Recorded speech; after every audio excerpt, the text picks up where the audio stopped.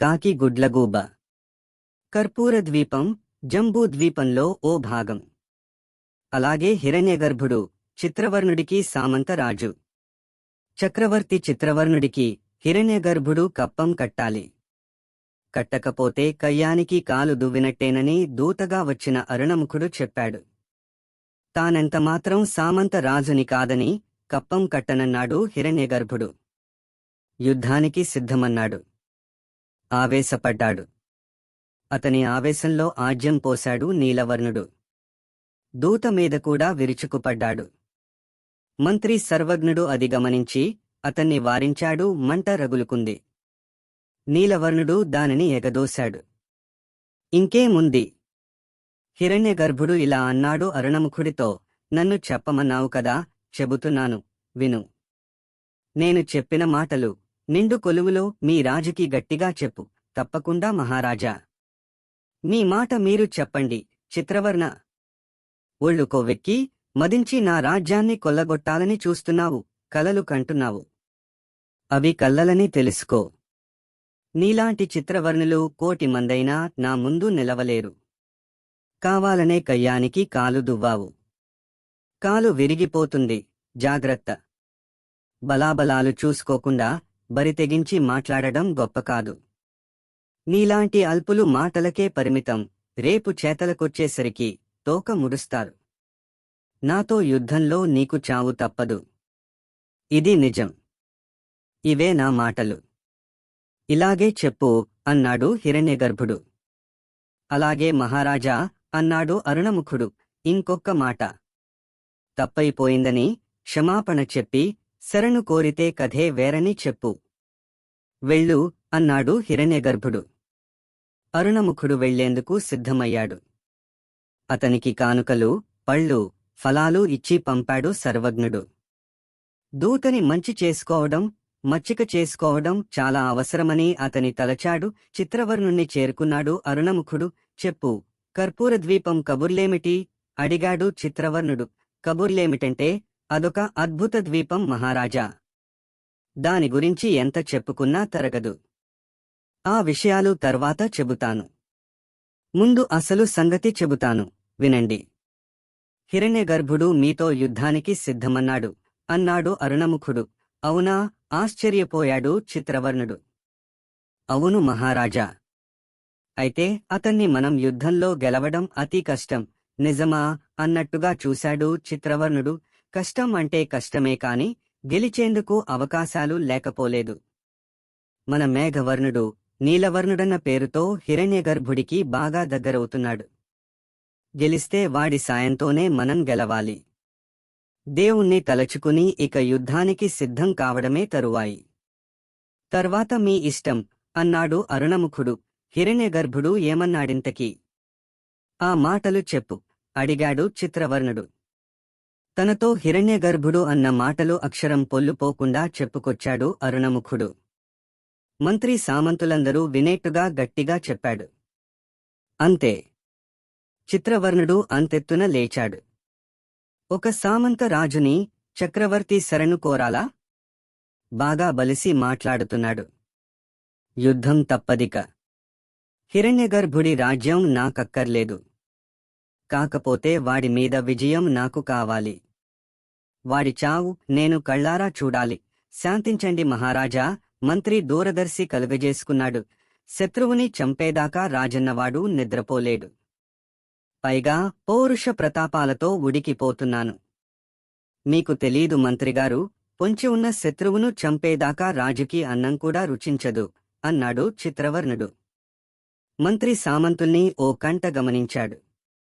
అంతా మౌనంగా ఉన్నారు. ఎవరి కళ్లల్లోనూ ఎరుపు జీరలు లేవు. ఎవరూ ఆవేశపడుతున్నట్టుగా కూడా లేరు. రాజుకది అశుభ సూచికం అనిపించింది. యుద్ధానికి సేవకుల్ని ప్రోత్సహించాలి.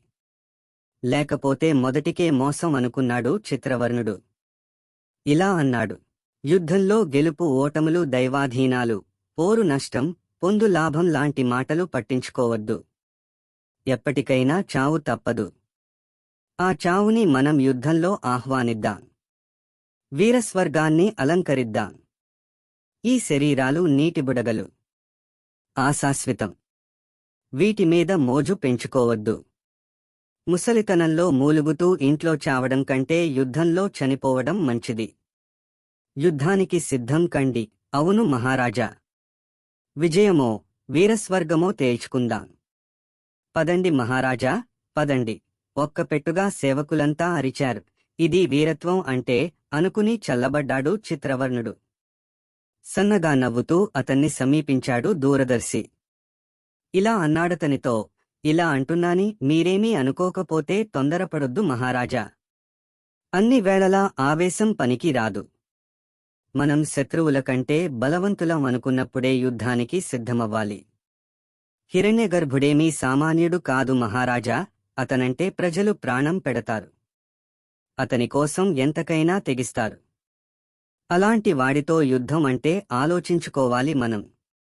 శత్రువు బలాన్ని అంచనా కట్టకుండా యుద్ధానికి దిగితే సింహం చేతికి చిక్కిన లేడిలా ఉంటుంది పరిస్థితి. ముందు వెనుకులు ఆలోచించుకుని మరీ అడుగు వెయ్యాలి. అంతేకాని దూరదర్శి మాట పూర్తి కానేలేదు. భగ్గుమన్నాడు చిత్రవర్ణుడు. ఏం మాట్లాడుతున్నావు నువ్వు? నువ్వేం మంత్రివి? నీకు తల పండింది కాని బుద్ధి పండలేదు. యుద్ధానికి సిద్ధంకండని నేను చెబుతుంటే నువ్వేం చెబుతున్నావో నీకర్థమవుతోందా? నిప్పుల మీద నీళ్లు జల్లుతున్నావు నువ్వు. పిరికి మాటలు మాట్లాడుతున్నావు. నీ మేలుకోరే మాట్లాడుతున్నాను మహారాజా. మంత్రిగా ఇది నా ధర్మం. నా మాటలు మీకు ఇష్టం లేకపోయినా చెప్పక తప్పదు. నా కర్తవ్యం నేను నిర్వర్తిస్తున్నాను. మీకు ఇష్టంగా ఉండే మాటలు మాట్లాడి మిమ్మల్ని మోసం చేయడం సులభం. కాని అది నా వృత్తిధర్మం కాదు. మౌనంగా ఉండడం కూడా స్వామి ద్రోహమవుతుంది. తలదించుకున్నాడు దూరదర్శి. అంతలోనే తలెత్తి ఇలా అన్నాడు మళ్ళీ. మీరు ముమ్మాటికి యుద్ధమే చేద్దామంటే కాదనేదెవరు మహారాజా? యుద్ధానికి అంతా సిద్ధమే. ఇదే సరైన సమయం. శత్రువుని తక్కువ అంచనా వేయకుండా మన మొత్తం సైన్యాన్ని వెంటబెట్టుకుని ఒక్కసారిగా దాడి చేద్దాం. చిన్న పామునైనా పెద్ద కర్రతో కొట్టాలంటారు. అలా ఉన్న సైన్యాన్నంతా మనం వెంటబెట్టుకుని వెళ్లడం మంచిది. శత్రువుకి సమయం ఇవ్వకూడదు. ఇస్తే బలగాన్ని బలోపేతం చేసుకుంటాడు. అందుకే వెంటనే దండెత్తడం మంచిది. ఆలస్యం అమృతం విషం అన్నారు. ఆలస్యం చెయ్యొద్దు, పదండి యుద్ధానికి. చిత్రవర్ణుడు ఆ మాటలకు పొంగిపోయాడు. మంత్రిని అభినందనగా దగ్గరకు తీసుకున్నాడు. యుద్ధ సన్నాహాలు ప్రారంభించమన్నాడు. దూరదర్శి అందర్నీ యుద్ధోన్ముఖుల్ని చేశాడు. బలాలన్నీ బయల్దేరాయి. చిత్రవర్ణుడు సైన్యసమేతంగా మలయపర్వతం వరకు ప్రయాణించి అక్కడ విడిది చేశాడు. జంబూద్వీపానికి గూఢచారిగా వెళ్లిన దీర్ఘముఖుడు కర్పూరద్వీపానికి చేరుకున్నాడు. హిరణ్యగర్భుణ్ణి ఏకాంతంగా కలుసుకున్నాడు. విషయాలు చర్చించుకునే ముందు మంత్రి సర్వజ్ఞుడు కూడా ఉండడం మంచిదనుకున్నారు. పిలిచారతన్ని. ముగ్గురూ సమాలోచనలు ప్రారంభించారు. చిత్రవర్ణుని రహస్యాలు కొన్ని తెలిశాయి. చెబుతాను, వినండి అన్నాడు దీర్ఘముఖుడు. చెప్పసాగాడిలా. చిత్రవర్ణుడు మన రాజ్యం మీదికి దండెత్తి వస్తున్నాడు. సైన్య సమేతంగా మలయపర్వతం దగ్గర విడిది చేశాడు. చాలా జాగ్రత్తగా ఉండాలి మహారాజా మనం. ముఖ్యంగా మీరు కోటను విడిచి రావద్దు. ఇంకా అడిగాడు సర్వజ్ఞుడు. జంబూద్వీపంలో చిత్రవర్ణుడంటే పడని ఓ పావురం ఉంది. దాన్ని మచ్చిక చేసుకుని చాలా విషయాలు రాబట్టాను. మీకో తెలుసో లేదో మన ఆస్థానంలో చిత్రవర్ణుడి గూఢచారి ఒకడున్నట్ట. ఎవరన్నది వివరాలు తెలియవు. మీరే తెలుసుకోవాలి. ఇకపోతే చిత్రవర్ణుడు యుద్ధానికి దిగడం అతని మంత్రి దూరదర్శికి ఇష్టం లేదు.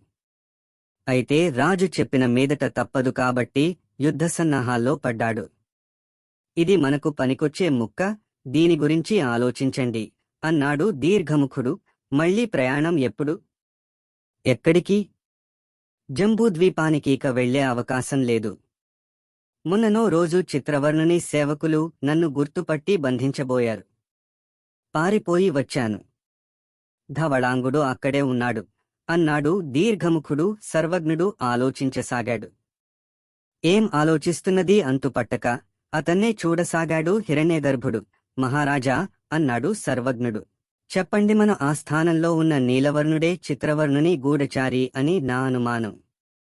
వాణ్ణి చేరదీయడం ప్రమాదం.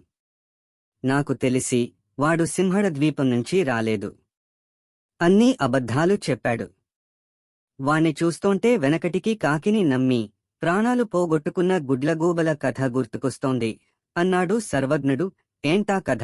అడిగాడు హిరణ్యగర్భుడు. చెప్పసాగాడిలా సర్వజ్ఞుడు.